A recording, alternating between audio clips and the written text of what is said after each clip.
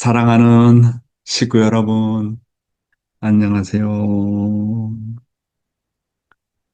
오늘의 생활 원리 시간은 원수를 용서해야 하는 이유, 그리고 생명의 말씀 시간에는 의식주가 필요한 이유, 이 의식주와 영혼의 결실이라는 내용을 가지고 말씀을 드리고자 합니다.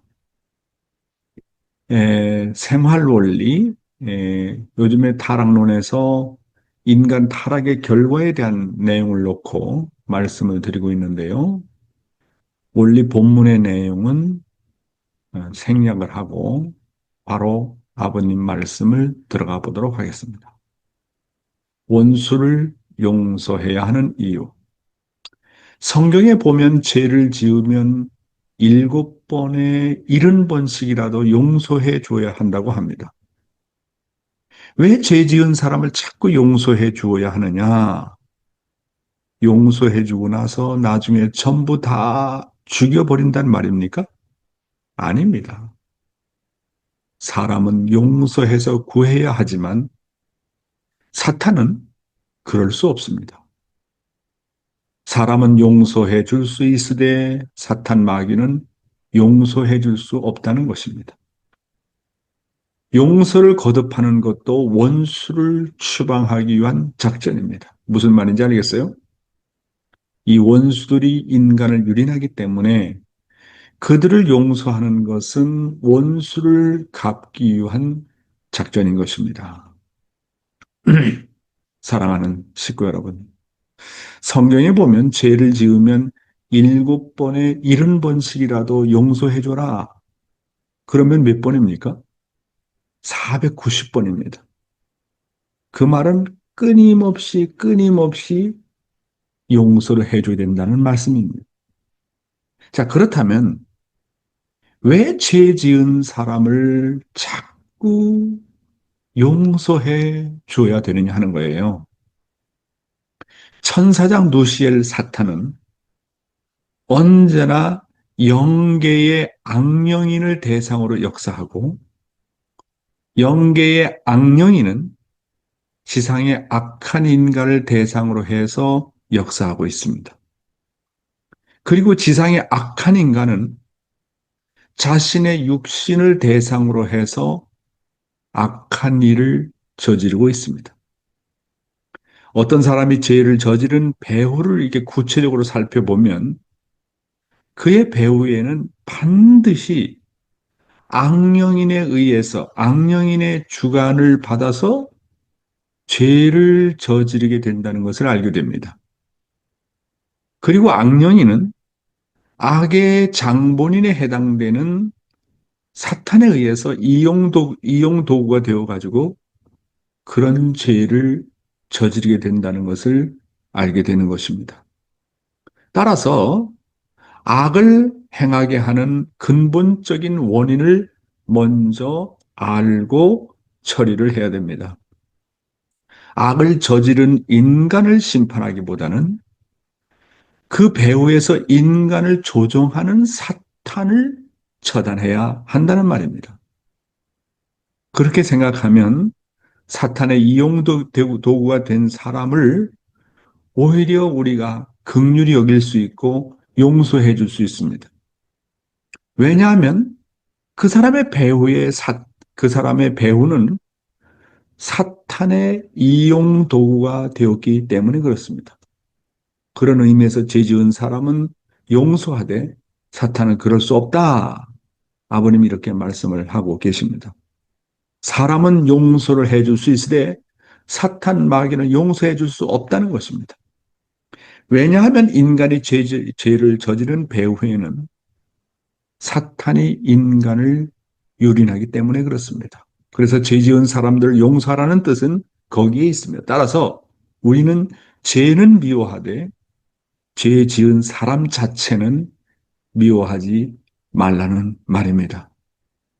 그런데 아버님의 말씀을 보면 사탄까지도 용서해야 된다. 또 그런 말씀을 하셨어요. 그 말은 먼저 정말 사탄을 뭐냐면, 에, 악을 먼저 분립해야 돼. 선과 악을 완전히 분립해야 되죠. 선과 악이 동시에 있는 존재에 대해서는 용서할 수 없어요. 선과 악을 완전히 분립해야 됩니다. 하나님은 선만 주관하시고 악은 악한 내용을 주관하고 있기 때문에 그렇습니다. 그래서 선과 악을 완전히 분립을 해야 돼요. 그 다음에 용서를 하고 기회를 주고 그렇게 되는 것이죠. 아버님께서는 여기서는 사탄은 도저히 용서할 수 없다. 어느 기준까지는 그렇게 해야 되죠. 아버님이 탕감복귀의 조건을 세우고 정말 사탄 마귀까지도 용서해 줄 수 있는 그런 기반을 만들기까지는 어려우신 거예요. 그래서 아버님이 탕감을 다 치르시잖아요. 개인적인 레벨, 가정적인 레벨, 종족적인 레벨, 민족, 국가, 세계, 천주적인 레벨까지 다 아버님께서는 탕감을 치른 기준 이외에 마지막으로 사탄까지도 용서하는 그런 용서식을 하셨잖아요.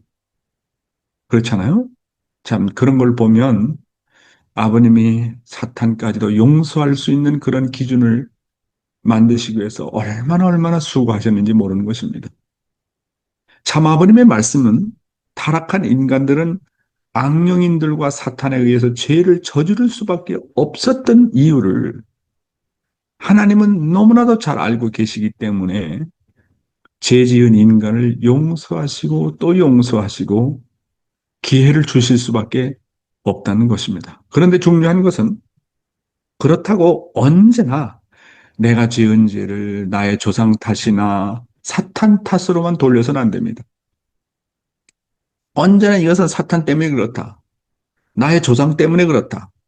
나의 조상이 죄를 저질렀기 때문에 내가 이렇게 오늘날 이런 행동을 하게 되고 문제를 일으키게 되고 죄를 저지르게 된다. 누구 탓을 자꾸만 하게 되면 탕감이 안 돼요. 물론 우리가 상대방을 생각할 때는 그렇게 긍휼의 마음으로 해야 되겠지만은 내 자신에 대해서는 엄격해야 돼요. 네, 조상의 이러한 죄도 사탄으로 말미암아 죄를 저지를 수밖에 없는 이런 문제도 내가 다 탕감하고 조상들은 넘어지고 또 넘어졌지만은 나는 반드시 이 문제를 극복을 해서 조상까지도 해방하고 사탄까지도 나는 해방한다. 그런 마음, 그런 주인의식을 갖고 나가지 않으면 이 죄는 계속적으로 번져나가는 거예요. 그러니까 우리가 자꾸 이제 조상 탓을 하고 우리 할아버지 때문에 그렇고 멧돼지 할아버지 때문에 그렇고 그다음에 아담 때문에 그랬고 해와 때문에 그렇고 그러면 하나님까지 가요. 하나님이 아담과 해바를 만들지 않았더라면 인간을 창조하지 않았더라면 그런 문제가 없었을 거 아니냐. 결국은 하나님까지 갑니다. 그런데 주인 정신은 뭐냐 하면 절대로 남의 탓하지 않고 조상 탓하지 않고 내가 이 문제를 책임지고 넘어간다. 이 십자가를 내가 지고 간다. 그런 마음을 가지는 것입니다. 그렇기 때문에 아버님은 다 조상들을 대신해서 선조들을 대신해서 다 탕감을 치르잖아요. 이게 소위 말해서 주인 정신이라는 거예요. 그런데 우리가 상대방을 생각할 때는 그 사람을 불쌍하게 생각해요. 나에 대해서는 엄격하게 해야 되지만 상대방을 놓고 죄를 놓고 심판하기보다는 그 사람이 죄를 저지를 수밖에 없는 배우의 배경을 보게 되면 정말 불쌍하거든요. 그런 죄를 저지를 수밖에 없는 길을 가고 있거든요. 그런 사람에 대해서는 상대방에 대해서는 긍휼을 베풀지만은 내 자신에 대해서는 엄격해야 된다 하는 말씀입니다. 내가 나의 악한 조상과 악의 영계도 책임지고 그들을 용서하고 해방하겠다고 하는 각오를 가져야 된다는 말씀입니다. 그래서 나의 일대의 모든 죄의 고리를 청산하고 더 나아가서 나와 나의 가정이 참부모님과 하나 되어서 타락성을 완전히 청산하고 나는 우리 가정에서만이라도 이상 가정을 반드시 실현하겠다고 하는 그런 굳은 결의가 필요한 것입니다. 다음 내용입니다. 사탄의 혈통으로 태어난 인간들. 지금까지 예수를 믿어온 신약시대의 사람들은 전부 다 거짓 패들입니다. 그렇기 때문에 혈통을 이어받지 않으면 안 되는 것입니다. 성경에 너희는 너희 아비 마귀에서 났으니라고 했지요. 여기서 우리 인간의 아버지가 누구라고요? 사탄 마귀라는 것입니다. 마귀가 우리의 인간의 애비가 되었더라는 겁니다. 그런 마귀와 혈통의 관계를 맺고 태어났으니 태어날 때부터 전부 사탄의 아들, 딸이 되었다는 것입니다. 우리는 돌감남나무이며 예수님은 참감남나무입니다. 돌감남나무는 뭐예요? 양자입니다. 핏줄이 다르다는 거예요. 알겠어요? 성경에 양자의 영을 받았으므로 아바 아바바지라 부르짖느리라고 했지요. 양자이기 때문에 아버지라고 부르지 못하고 아바 아바바지라고 부른다는 것입니다. 양자는 절대로 직계 아들이 못 됩니다. 질이 다르다는 거예요. 왜냐? 양자는 아버지가 따로 있기 때문에 그렇습니다. 예, 예수님이 하신 말씀이 너희는 양자 같은 존재라 하셨는데도 불구하고 어떤 목사들은 지금도 우리는 하나님의 종이요 하는데 나는 그 말을 들으면 기분이 나빠요. 하나님의 종 새끼밖에 안 됐어요? 이왕이 될 바에 하나님의 종보다도 양자가 되어야지요? 하나님의 양자라도 기분이 나쁜데 그러니 그들은 하나님의 종밖에 안 된다는 거예요. 사랑하는 친구 여러분. 우리는요, 우리의 정체성을 분명히 알아야 됩니다. 나의 정체성은 하나님의 아들과 딸이 아니라 아담과 해와의 타락으로 인해서 사탄의 자식이 되었다는 겁니다. 다시 말하면 나의 부모는 마귀고 사탄이라는 사실을 확실하게 알아야 돼요. 그러나 뜻을 안 이후로는 내가 하나님을 알고 원리를 알고 참부모님을 안 이후로는 나는 철두철미하게 나는 하나님의 것이라는 것을 알아야 됩니다. 하나님의 아들, 딸이라는 것을 알아야 됩니다. 성주를 마시면 혈통이 바뀌는 겁니다. 사탄의 혈통에서 하나님의 혈통, 직계의 혈통이 되기 때문에 축복받기 전과 축복받은 후가 다릅니다. 뜻을 알기 전과 뜻을 알고 나서는 완전히 다른 거예요. 지금까지 하나님의 섭리가 연장되어 온 것은 사탄은 자신의 후손들을 자신의 혈통에 의해서 번식하고 있기 때문에 그렇습니다. 따라서 이 사탄의 혈통을 완전히 근절하지 않으면 사탄의 자신의 후손을 계속 번식하는 결과를 가져오는 것입니다. 메시아가 이 땅에 오시는 가장 근본적인 이유는 사탄의 혈통을 완전히 근절하고 하나님의 직계 혈통을 번식시키기 위해서입니다. 2000년 전에 예수님이 이 땅에 메시아로 오셨지만 어린 양, 어린 양 잔치를 통해서 참 부부가 되고 참 부모가 되어서 하나님의 혈통을 번식했어야 했는데 십자가의 죽음으로 인해서 다시 하나님의 섭리가 연장되었던 것입니다. 우리는 돌감남나무이며 예수님은 참감남나무입니다. 돌감남나무가 뭐예요? 아버님께서 뭐라셨습니까? 양자로서는 양자. 친자와 양자가 다른 것은 핏줄이 다르다는 것입니다. 따라서 사탄의 혈통이 하나님의 혈통으로 전환되는 축복을 받지 않고는 영원히 하나님의 직계가 될 수 없어요. 그러니까 축복이라는 게 얼마나 놀라운 건지 아십니까? 따라서 누구나 다 축복을 받으면 하나님의 직계의 혈통이 된다는 사실인 것입니다. 신약시대의 믿음은 아무리 잘 믿어도 최고의 수준이 양자밖에 될 수 없었다는 사실입니다. 구약시대는 종이 되는 시대고 이제 신약시대는 예수님으로 말미암아 양자가 될 수 있는 기준까지 나가는 것이고, 그런데 양자로서는 절대로 천국에 못 들어가요. 천국은 하나님의 직계 혈통인 하나님의 자녀만이 들어갈 수 있어요. 그러니까 축복을 받지 않은 모든 사람들은 아무리 기준이 높아도 양자 레벨입니다. 근데 그 기준보다 낮다 그러면 종의 레벨, 종의 레벨입니다. 여러분, 양자와 친자가 이렇게 다른 거예요. 양자는요, 아버지가 둘입니다. 둘. 그렇잖아요? 내가 태어난 부모하고 내가 다른 집에 입양되어 가지고 섬기는 부모하고 아버지가 둘이에요, 양자는. 양자잖아, 양자. 응? 그러니까 문제가 아닙니까? 근데 천국은 혈통을 중심 삼고 들어가요. 혈통, 하나님의 직계 혈통입니다. 이게 축복받지 않고는 절대로 천국 문 근처에도 못 가요. 무슨 말씀인지 알겠죠? 하나님의 직계 혈통. 하나님의 직계 혈통? 두 번째는 천국에 들어가는 방법은 뭐예요? 축복을 받아가지고 부부를 이루어야 돼요. 부부를 이루어야 된다고요. 부부를 이루지 않고는 가정을 이루지 않고는 천국 못 들어가요. 그래서 예수님이 하나님의 직계 혈통이지만 메시아로 이 땅에까지 왔어요. 그런데 천국은 이성성상의 시스템이에요. 부부가 함께 들어가는 시스템의 쌍쌍제도예요.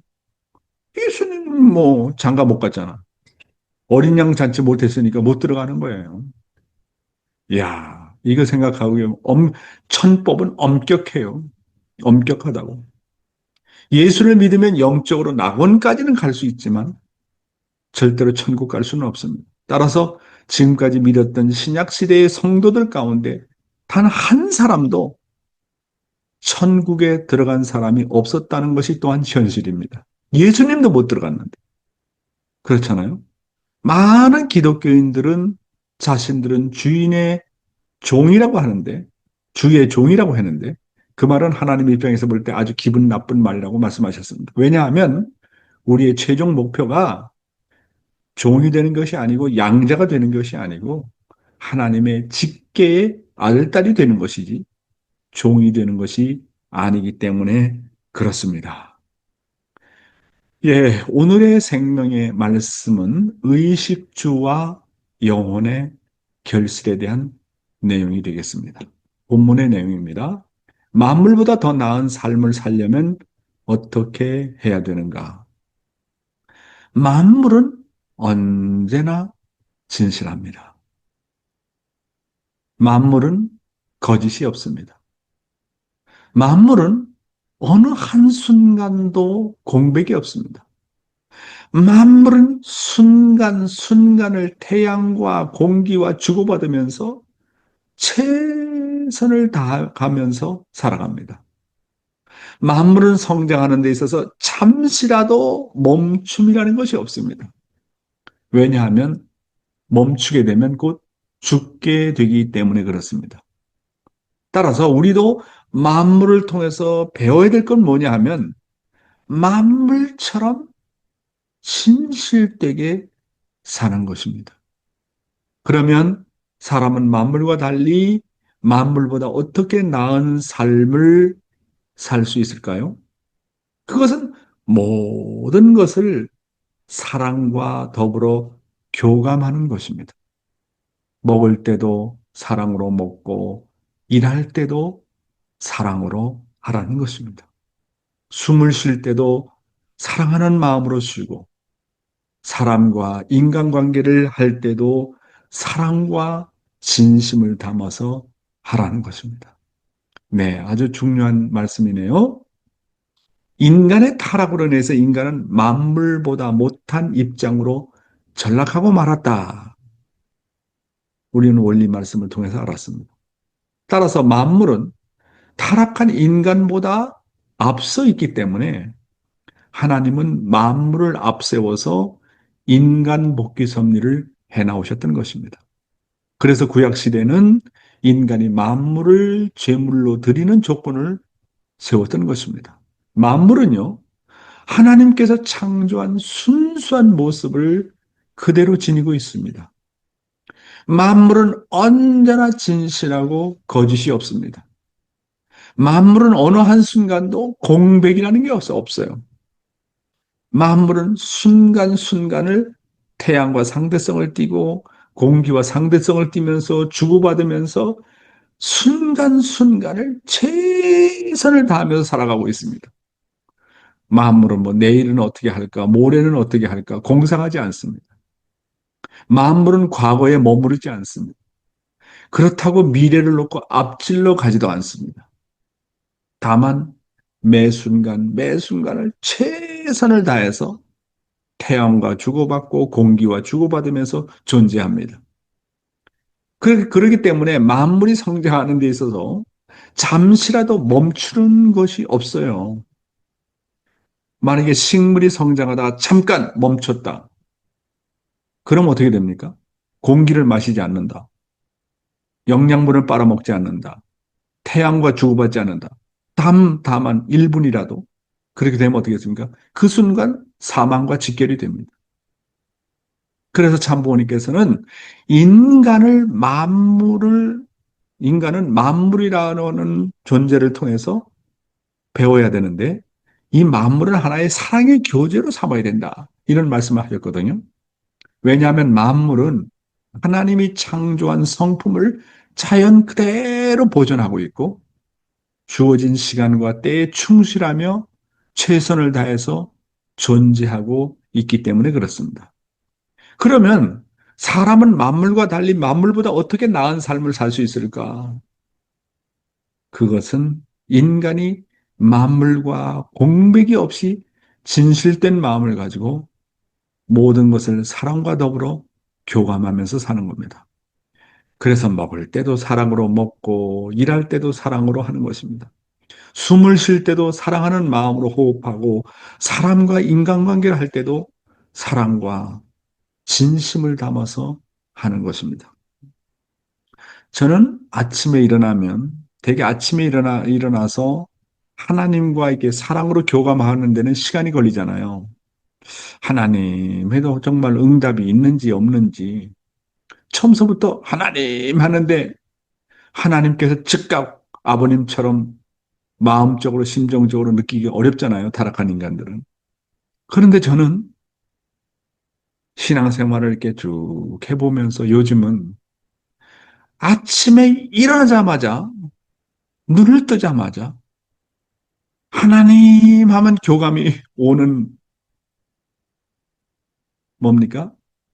비밀이라고 할까요?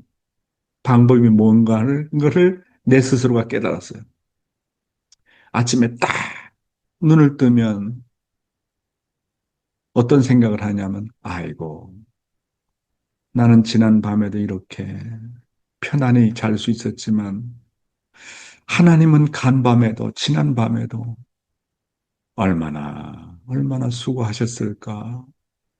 그 하나님의 수고를 생각하면 나는 어떤 땐 4시간, 5시간, 어떤 땐 6시간 자지만 하나님은 밤잠 자지 않고 인류를 위해서 영계에 있는 수많은 영혼들을 위해서 수십 조에 해당되는 별들과 달과 해와 모든 만물을 케어하기 위해서 하나님이 얼마나 간밤에도 수고하셨을까.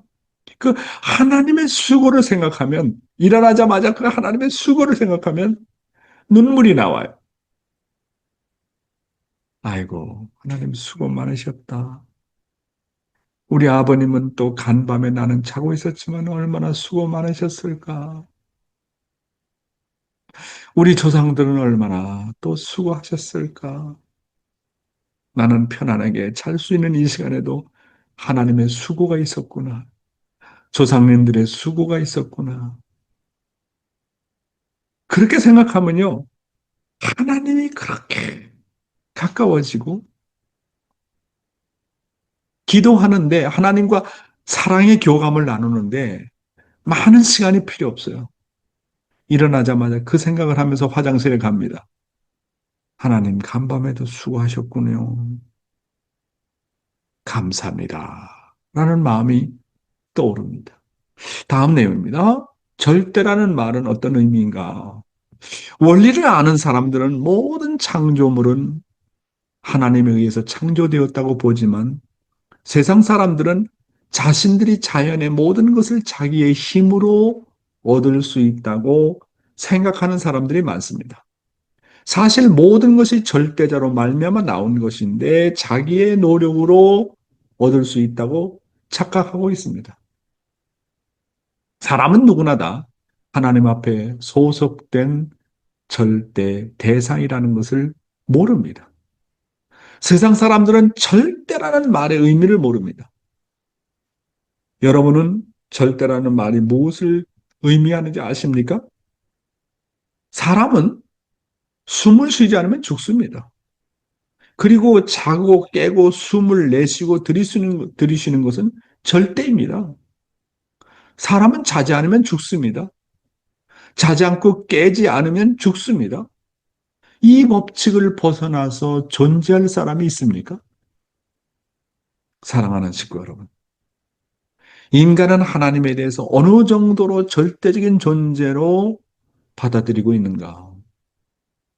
인간이라는 존재는 하나님이라는 존재의 도움이 없이는 단 한순간도 살 수 없는 존재입니다.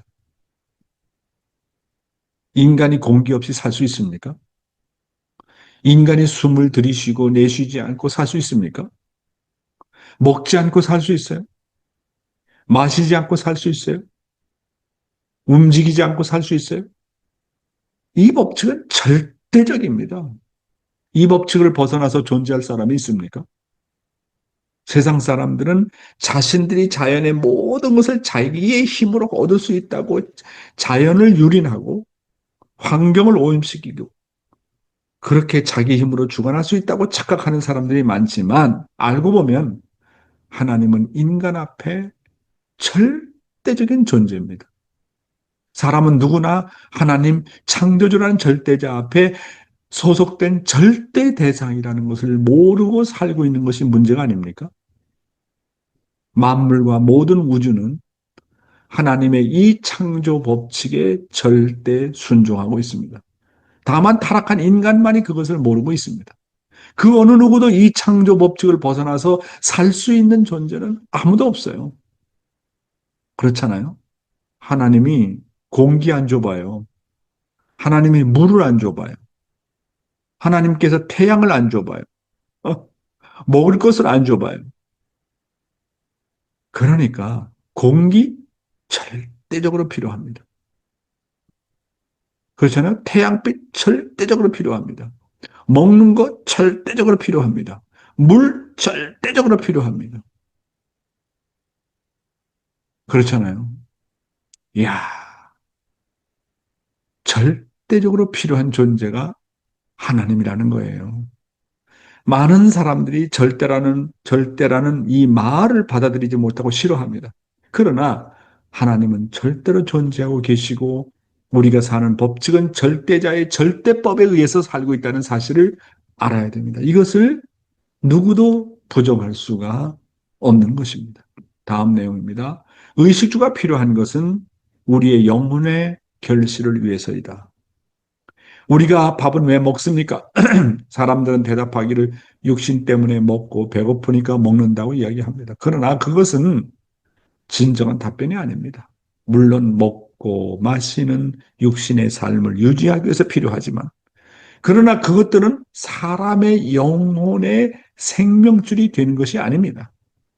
과일 나무는 과일을 맺게 하기 위해서 필요한 것처럼 사람에게 의식주가 필요한 것은 우리의 영혼의 결실을 위해서입니다. 그러므로 모든 것을 사랑하는 마음으로 살아야 자신에게 생명의 힘이 됩니다. 사랑이 빠지면 내가 밥 먹고 산다고 해서 건강해지는 것이 아닙니다. 그래서 여러분은 식사를 해도 참된 사랑의 가치관을 가지고 먹어야 됩니다. 내 심정의 힘을 얻기 위해서 먹는 밥이 되어야 됩니다. 다만 육신의 배를 채우기 위해서 먹는 밥이 되어서는 안 됩니다. 사랑 때문에 먹는 밥이어야 내 영혼이 더 힘을 얻습니다. 참 아버님은 말씀하시기를 공적인 생활 때문에 먹는 밥이 되어야 된다고 강조하셨습니다. 식구 여러분, 만물은요, 자연 법칙대로 순응하고 살고 있지만 인간만은 자연 법칙과 창조 법칙을 무시하고 살고 있다. 이렇게 말씀하고 있지 않습니까? 타락으로 인해서 하나님이 주신 본성을 가지고 살기보다는 사탄으로부터 상속받은 타락성을 중심하고 살고 있습니다. 타락한 인간은 본성보다도 육신을 중심한 타락성이 중심이 되어서 살고 있습니다.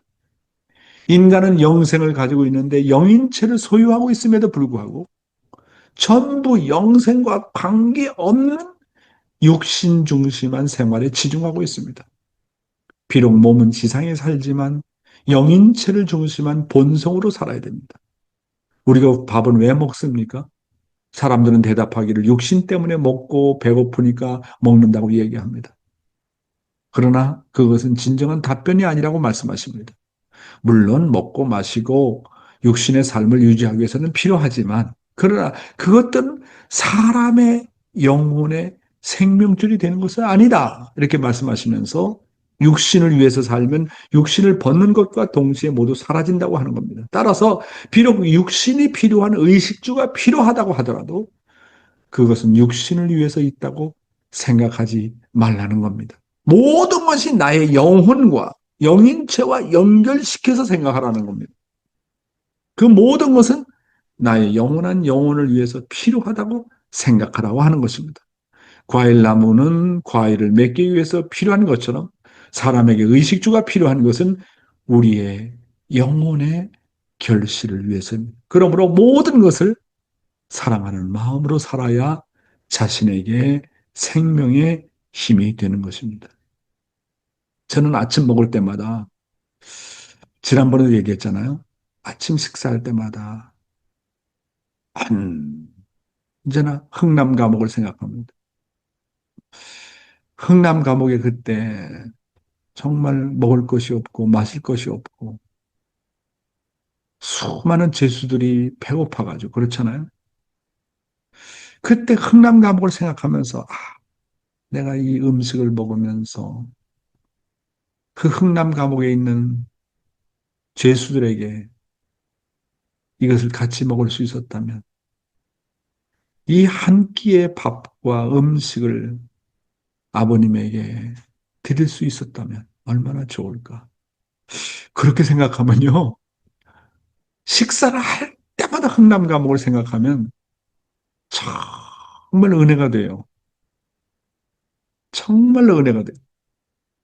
또 하나는 어머님께서 이제 6.25 한국 전쟁 때 피난하실 때 남쪽으로 내려오면서 많이 배고팠다고 얘기하잖아요. 그때 배고팠을 때 이 밥 한 끼를 내가 드릴 수 있었다면 얼마나 좋을까. 그러면 심정적으로 아버님하고 어머님하고 이게 연결이 되잖아요. 그리고 오늘날 먹지 못해서 마시지 못해서 굶어 죽는 사람들이 얼마나 많이 있어요. 하나 재미난 예화를 듣게요. 아버님이 댄버리 감옥소에 계시면서 그 죄수들에게 아침마다 이제 빵이 나오잖아요, 빵이. 근데 빵은 얼마든지 먹을 수 있는 거예요. 근데 아버님은 음식을 굉장히 아끼는 사람이거든요.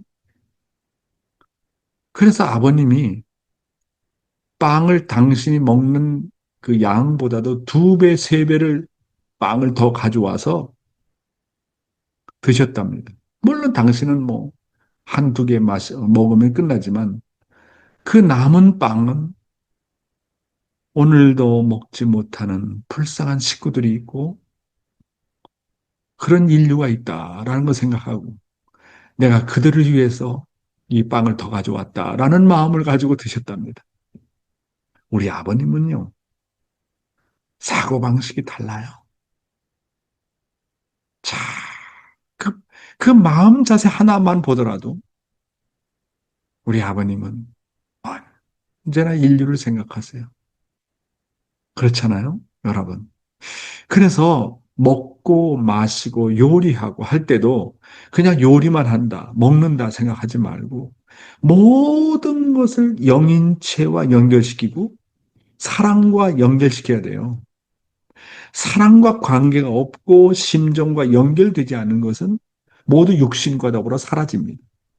사랑을 빼놓고 내가 밥 먹는다, 밥 먹고 산다고 해서 건강해지는 것이 아닙니다. 그래서 우리는 식사를 해도 참된 사랑의 가치관을 가지고 먹어야 내 영혼과 관계가 있고 내 영인체가 성장하는 것입니다. 그러므로 밥을 먹더라도 내가 심정의 힘을 얻기 위해서 먹는 밥이 되어야 된다.